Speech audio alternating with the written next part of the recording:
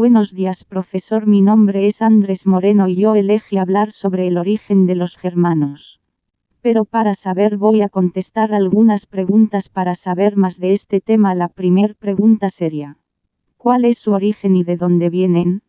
Las pruebas arqueológicas muestran a los pueblos germánicos como originarios de la zona de Escandinavia y, a lo largo de un proceso secular, extendiéndose hacia el sur y el este por la Europa central y oriental.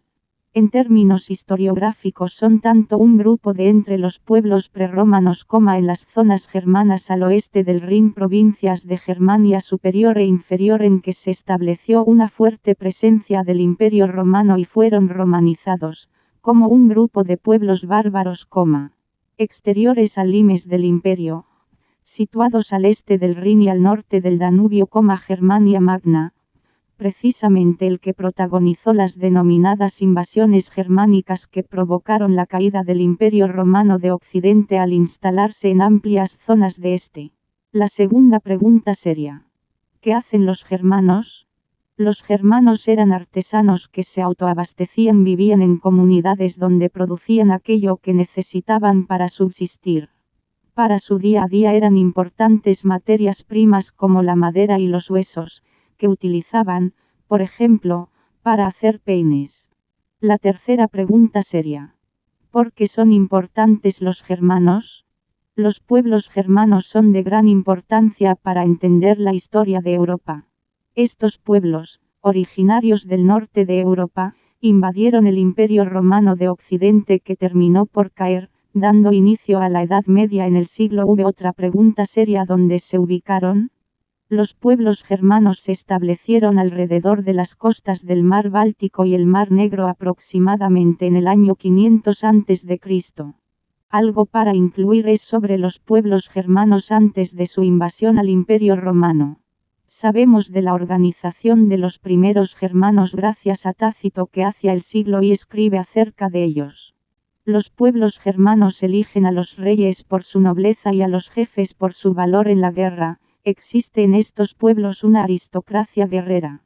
Los líderes de estos pueblos debían ser generosos con la comunidad. Esto se refleja en la importancia del reparto del botín luego de las guerras y en la realización de grandes banquetes.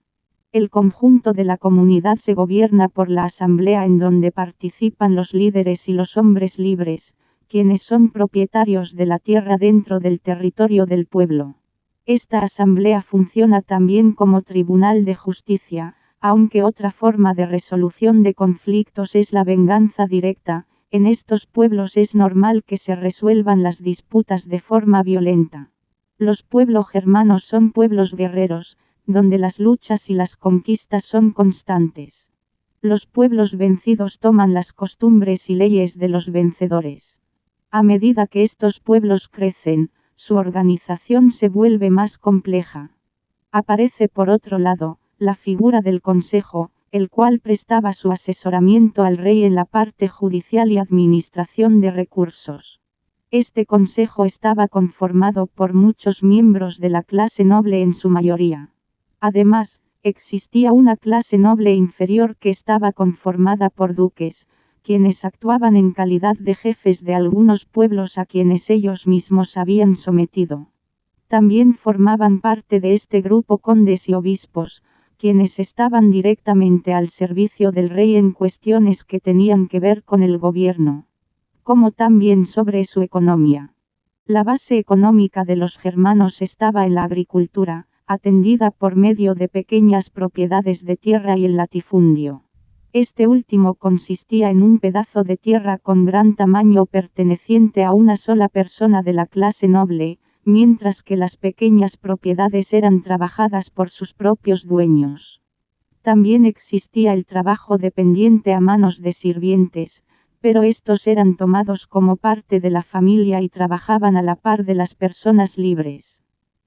Otro de los aspectos que contribuía a la economía de los germanos era la ganadería, la cual se daba en fincas y villas donde el dueño era quien los cuidaba y les sacaba provecho, en especial al ovino y bovino, aunque también los caballos eran de gran utilidad.